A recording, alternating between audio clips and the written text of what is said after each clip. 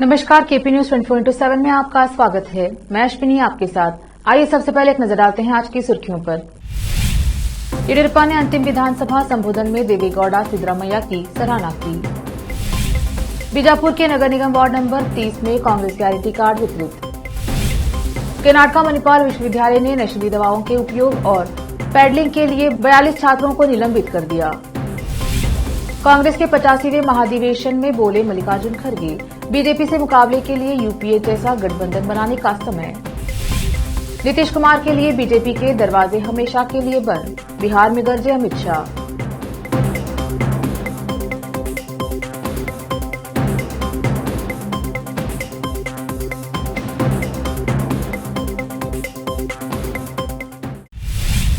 समाचारों का सिलसिला शुरू करते हुए देखते हैं समाचार विस्तार से।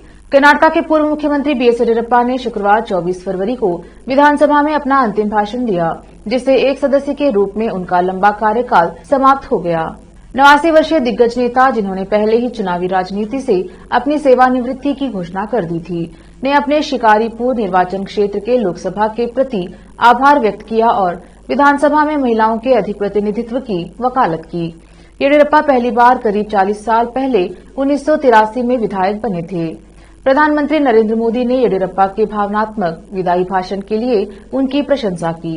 एक ट्वीट में मोदी ने कहा कि येडियुरप्पा का भाषण उनके दशकों के राजनीतिक अनुभव और किसानों और गरीब लोगों के प्रति अटूट प्रतिबद्धता को दर्शाता है।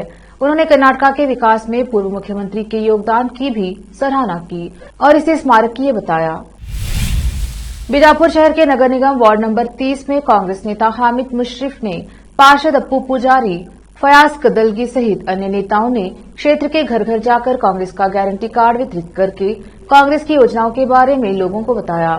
इस अवसर पर क्षेत्र में कांग्रेस जय जयकार के नारे लोगों ने लगाए, तो वहीं नेताओं का स्वागत भी किया। विशेष संवाददाता की रिपोर्ट। उडुपी पुलिस ने कहा कि उडुपी जिले में Manipal academy of higher education ने ड्रग्स के सेवन और तस्करी के आरोप में 42 छात्रों को निलंबित कर दिया है। उडुपी पुलिस द्वारा संस्थान को सितंबर 2022 से हुए मामलों की जानकारी देने के बाद यह कार्रवाई की गई।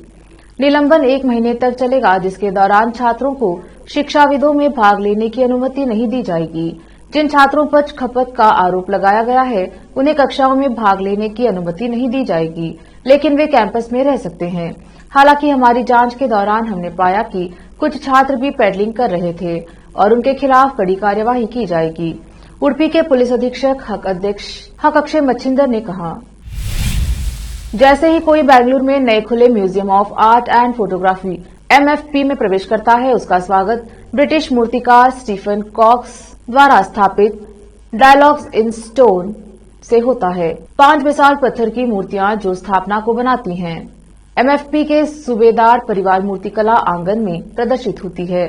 ऋषियों और योगिनियों को न्यूनतम रूपों के माध्यम से प्रस्तुत करती हैं। इन्फोसिस फाउंडेशन गैलरी में समकालीन कलाकार LN तल्लूर द्वारा एकल शो चिरागे AI समान रूप से प्रभावशाली है।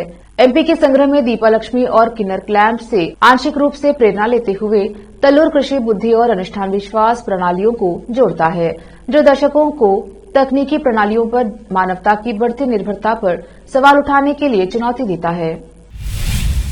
अब लेते हैं छोटा सा ब्रेक, जल्द लौटेंगे ब्रेक के बाद। हिंदुस्तान के हर कोने में हम हैं मौजूद। 24 घंटे हालात पर गहरी नजर,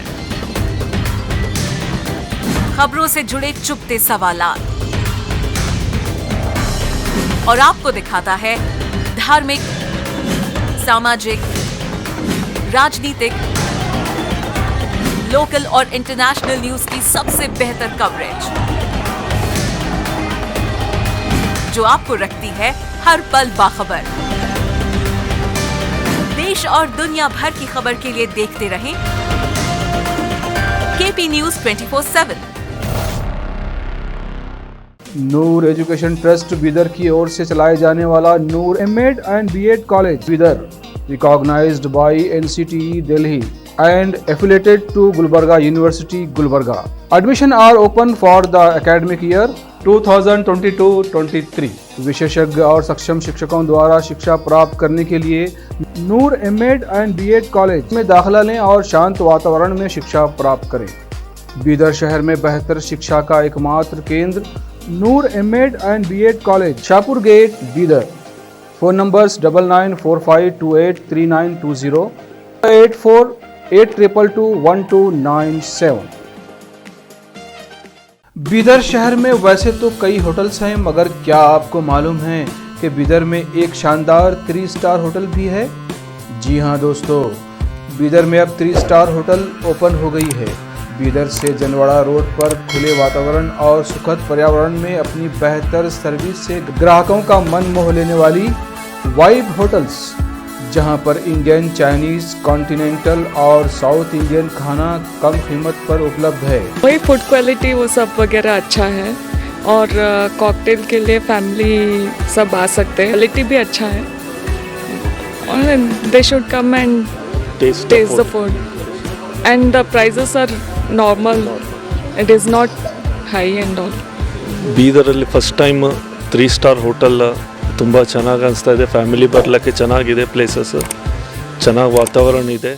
साथ ही यहाँ पर बीदर बारबेक्यू रेस्टोरेंट, पुल साइड रेस्टोरेंट और सस्या नाम से वेज रेस्टोरेंट के अलावा बार, जिम, स्विमिंग पूल, 1500 लोगों के लिए ओपन लॉन, 100 लोगों के लिए बैंक्वेट हॉल मौजूद है। और यहाँ पर सूट रूम्स के अलावा डिलक्स रूम भी उपलब्ध हैं, जिनमें सभी प्रकार की सुविधा है। वाइब होटल्स के मालिक राजू मालगे हैं। विभिन्न प्रकार के स्वादिष्ट भोजन और यहाँ पर उपलब्ध रूम्स में रहने का आनंद उठाने के लिए एक बार ज़रूर चले आइए। वाइब 3 स्टार होटल जो ओपन हुई है, यहाँ पर मैं 2-3 बार आया हूँ और यहाँ का टेस्ट भी बहुत अच्छा है। सभी रीज़नेबल हैं यहाँ पे रेट्स वगैरह। याद रखिए, वाइब होटल्स, जहां आप एक बार आएंगे तो बार बार आना पसंद करेंगे और यहां के स्वादिष्ट भोजन आपका मन मोह लेंगे। याद रखिए, बीदर ज़िले की एकमात्र 3 star vibe hotel, Janwada road, Navadgiri, Bidar, Karnataka. Contact numbers हैं नूतन हेगड़े, होटल GM, 9606027120। नमस्ते, मेरा नाम नूतन है और हम लोग राजू मिलगे साहब ने बीदर में एक अच्छे से 3 स्टार होटल ओपन किया है। अभी great destinations hotels and resorts management company के लिए रन करने के लिए दिया है। बीदर का क्राउड के लिए क्या चाहिए, क्या ज़रूरत है, इसका हिसाब से हम लोग होटल को प्राइसिंग भी किया है। और एक है हमारा pure vegetarian restaurant, south Indian restaurant, Sasya vegetarian restaurant है। और होटल में आपको स्विमिंग पूल है, जिम है और बहुत कुछ जो चाहिए आपको फैसिलिटीज़ अवेलेबल है। तो आपको मॉर्निंग वॉक के लिए भी जा सकते हैं, उतना जगह है इधर सब। सो प्लीज़ सब लोग एक बार आके हमारा खाना और हमारा सर्विस, रूम्स एंड हॉस्पिटैलिटी को एंजॉय करके आपका सपोर्ट देने के लिए चाहते हैं। रिसेप्शन का नंबर है 8482460982। ईमेल reservations.b@vibehotels.com और वेबसाइट है www.vibehotels.com। ब्रेक के बाद स्वागत है आपका। देखते हैं देश के अन्य समाचार। कांग्रेस अध्यक्ष मल्लिकार्जुन खड़गे ने शनिवार को कहा कि यह समान विचारधारा वाले दलों तक पहुंचने और यूपीए जैसे गठबंधन बनाने का समय है। कांग्रेस के 85वें महाधिवेशन में अध्यक्षीय भाषण देते हुए खड़गे ने कहा, कांग्रेस उन सभी पार्टियों को साथ लाने को तैयार है जो बीजेपी का विरोध करती हैं। उन्होंने कहा कि अतीत में कई राजनीतिक दल यूपीए के साथ थे और मनमोहन सिंह ने ईमानदारी से सरकार का नेतृत्व किया। हालांकि सरकार के खिलाफ एक बड़ी साजिश थी। यह उन दलों के लिए एक संदेश के रूप में आया है जो यूपीए सरकार का हिस्सा थे, लेकिन अब कांग्रेस को गठबंधन में अग्रणी भूमिका देने को तैयार नहीं है। कांग्रेस उन राजनीतिक दलों के बीच संतुलन बनाने की कोशिश कर रही है जो कांग्रेस के गठबंधन का नेतृत्व करने के विचार का विरोध कर रहे हैं। यह कहते हुए कि भाजपा बहुमत हासिल नहीं करेगी, खड़गे ने कहा कि कांग्रेस नेतृत्व करेगी और हमें बहुमत मिलेगा। हम संविधान और लोकतंत्र का पालन करेंगे। कांग्रेस द्वारा अन्य विपक्षी दलों तक पहुंचने के लिए गठबंधन समिति गठित करने की संभावना है और रायपुर में पार्टी के पूर्ण सत्र के दौरान इस पर चर्चा की जा सकती है। सूत्रों ने कहा कि कांग्रेस एक राष्ट्रीय गठबंधन बनाना चाहती है, लेकिन इसके नेतृत्व की पूर्व शर्त के साथ कई समान विचारधारा वाले दल हैं जिन्हें कांग्रेस के गठबंधन में अग्रणी पार्टी होने से कोई समस्या नहीं है। लेकिन तेलंगाना के मुख्यमंत्री के चंद्रशेखर राव आम आदमी पार्टी के साथ तृणमूल कांग्रेस जैसे नेता एक अलग लाइन खींच रहे हैं। गृह मंत्री अमित शाह ने बिहार के पश्चिम चंपारण में आम सभा को संबोधित किया। इस दौरान नीतीश कुमार और उनकी राज्य सरकार पर जमकर निशाना साधा। उन्होंने कहा कि नीतीश के लिए बीजेपी के दरवाजे बंद हो गए हैं। उन्होंने कहा कि बिहार में कानून व्यवस्था फेल है। अमित शाह ने कहा कि हर 3 साल में नीतीश कुमार पीएम बनने के सपने देखते हैं। नीतीश विकासवाद से अवसरवादी बने। केंद्रीय गृह मंत्री अमित शाह ने नकली शराब के मुद्दे पर भी बिहार के सीएम नीतीश कुमार पर निशाना साधा। अपने संबोधन में कहा कि नीतीश कुमार हर 3 साल में प्रधानमंत्री बनने के सपने देखते हैं। उन्होंने कहा कि शराबबंदी करना तो ठीक है, लेकिन बिहार में नकली शराब पीने के कारण लोग मारे जा रहे हैं और नीतीश कुमार आंख मूंद कर बैठे हैं। वे नकली शराब की बिक्री रोकने में नाकामयाब रहे हैं। पश्चिम चंपारण में एक सार्वजनिक रैली में केंद्रीय गृह मंत्री अमित शाह ने कहा कि नीतीश बाबू, आप प्रधानमंत्री बनने के लिए विकासवादी से अवसरवादी बने।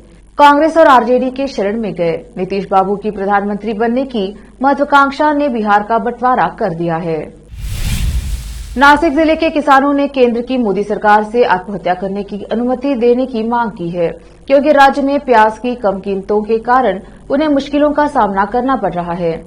किसानों ने प्याज की कम कीमतों के कारण कठिनाइयों का सामना करने की शिकायत की और आरोप लगाया कि उनके लिए अपनी उपज बेचने के बाद प्याज उगाने के लिए इस्तेमाल की जाने वाली राशि की वसूली करना भी मुश्किल हो गया है। से बात करते हुए एक किसान ने शुक्रवार को कहा, मंडी में प्याज 300 से 400 रुपए प्रति किलोग्राम बिक रहा है। मैंने पहले ही 3.5 लाख रुपए खर्च कर दिया है। मैं अब 1 लाख रुपए भी नहीं कमा पाऊंगा। किसान ने कहा कि मुझे नहीं पता कि इस मुद्दे से कैसे निपटा जाए। मोदी सरकार को किसानों के मुद्दों पर ध्यान देना चाहिए। मोदी सरकार को हमारी सबसे कम चिंता है। किसान ने कहा, हम अपनी फसलों के उचित मूल्य पाने के हकदार हैं, वरना सरकार को हमें आत्महत्या करने की अनुमति देनी चाहिए। जब हम अपने बच्चों के लिए 10 रुपए की चॉकलेट खरीदने के बारे में सोच भी नहीं सकते, तो जिंदा रहकर ही क्या करेंगे। वहीं एक महिला किसान ने भी प्याज के कम दामों पर निराशा भी जताई और कहा, हमारे पास 1 एकड़ क्षेत्र में प्याज है। मैंने सोना गिरवी रखकर प्याज उगाया है। मेरा कुल खर्च 50,000 रुपए था और जब मैं बाजार गई तो मुझे 20,000, 25,000 रुपए भी नहीं मिले। केंद्र सरकार को इसके बारे में कुछ करना चाहिए। महिला ने कहा, केंद्र को कीमतें बढ़ानी चाहिए। हम अपने बच्चों की स्कूल फीस का भुगतान नहीं कर सकते। हम प्याज उगाने के लिए कड़ी मेहनत करते हैं, लेकिन दुर्भाग्य से हमें सही कीमत नहीं मिल रही है। हम अपने जीवन को समाप्त करने की अनुमति चाहते हैं। महागठबंधन की रैली में लालू प्रसाद ने कहा कि बीजेपी के इरादों को सफल नहीं होने देंगे। उन्होंने लोगों से बाबा साहेब अम्बेडकर के संविधान को बचाने की अपील की। लालू प्रसाद ने वीडियो कॉन्फ्रेंसिंग के जरिए महागठबंधन की रैली को संबोधित किया। लालू ने सबसे पहले जीवन बचाने के लिए अपनी बेटी रोहिणी आचार्य का आभार व्यक्त किया। रोहिणी आचार्य ने अपनी 1 किडनी लालू प्रसाद को डोनेट की है। बता दें कि रैली में कांग्रेस और वामदल भी शामिल हैं और पूर्णिया में महागठबंधन की रैली हो रही है। इस रैली में मुख्यमंत्री नीतीश कुमार एवं उप मुख्यमंत्री तेजस्वी यादव भी हिस्सा ले रहे हैं। इसमें महागठबंधन के कांग्रेस और वामदल जैसे सहयोगी भी शामिल हैं। लालू ने कहा, एकजुट रहिए, कोई भी आपको तोड़ नहीं सकता। देश को आगे बढ़ना है, अल्पसंख्यकों की रक्षा करनी है। समय आ गया है नरेंद्र मोदी की सरकार के जाने का। अब लेते हैं छोटा सा ब्रेक, जल्द लौटेंगे ब्रेक के बाद। हिंदुस्तान के हर कोने में हम हैं मौजूद। 24 घंटे हालात पर गहरी नजर, खबरों से जुड़े चुपते सवालात और आपको दिखाता है धार्मिक, सामाजिक, राजनीतिक, लोकल और इंटरनेशनल न्यूज की सबसे बेहतर कवरेज, जो आपको रखती है हर पल बाखबर। देश और दुनिया भर की खबर के लिए देखते रहें KP news 24/7। Noor education trust Bidar की ओर से चलाए जाने वाला Noor M Ed and B Ed college Bidar, recognised by NCTE Delhi and affiliated to Gulbarga University, Gulbarga. Admission are open for the academic year 2022-23. विशेषज्ञ और सक्षम शिक्षकों द्वारा शिक्षा प्राप्त करने के लिए नूर एमएड एंड बीएड कॉलेज में दाखिला लें और शांत वातावरण में शिक्षा प्राप्त करें। बीदर शहर में बेहतर शिक्षा का एकमात्र केंद्र Noor M Ed and B Ed college, Shahpur gate, Bidar. Phone numbers 9945283920, 82221297। Break के बाद स्वागत है आपका। देखते हैं देश के अन्य समाचार। अब देखते हैं समाचार विदेश के। प्रधानमंत्री नरेंद्र मोदी और जर्मन चांसलर ओलाफ शोल्ज ने शनिवार को स्वच्छ ऊर्जा, कारोबार, रक्षा और नई प्रौद्योगिकी सहित विभिन्न क्षेत्रों में द्विपक्षीय संबंधों को प्रगाढ़ करने पर चर्चा की। प्रधानमंत्री मोदी ने रूस यूक्रेन संघर्ष का समाधान संवाद और कूटनीति से निकालने की जरूरत बताते हुए कहा कि भारत किसी भी शांति प्रक्रिया में योगदान देने के लिए तैयार है।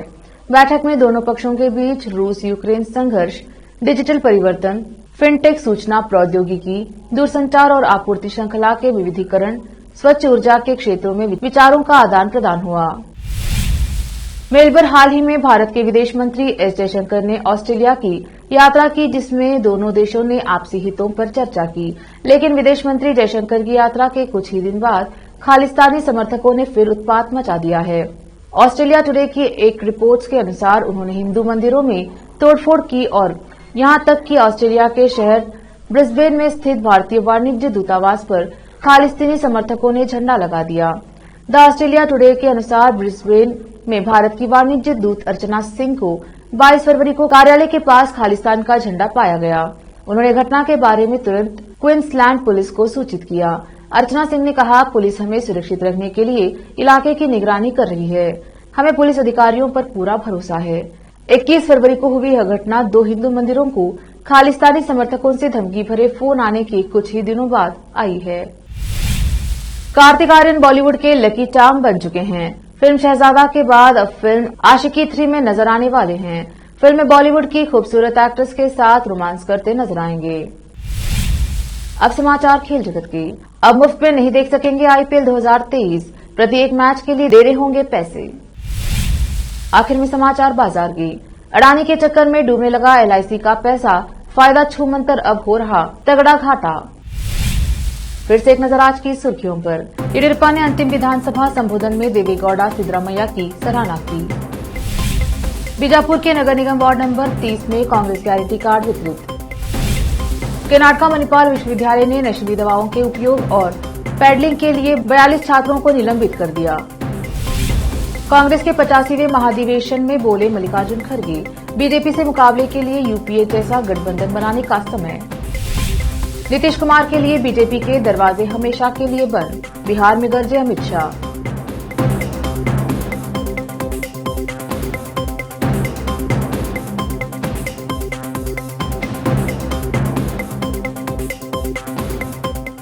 केपी न्यूज के 9 बजे के बुलेटिन में आज इतना ही। देखते रहिए केपी न्यूज 24/7। धन्यवाद।